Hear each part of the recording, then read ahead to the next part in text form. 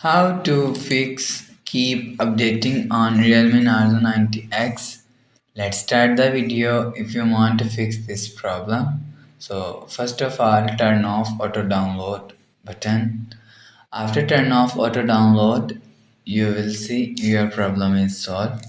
But if it's not solved, restart device. Just click and hold side power button and restart device from here. After restart device, go back to home screen. You will see your problem is solved.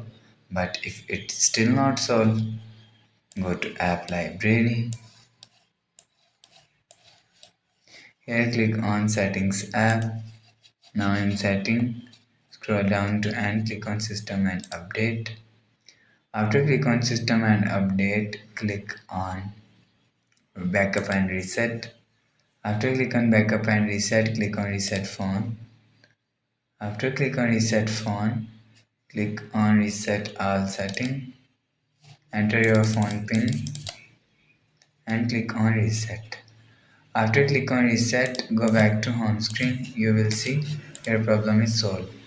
So that's how you can fix keep restarting on Realme Narzo 90x.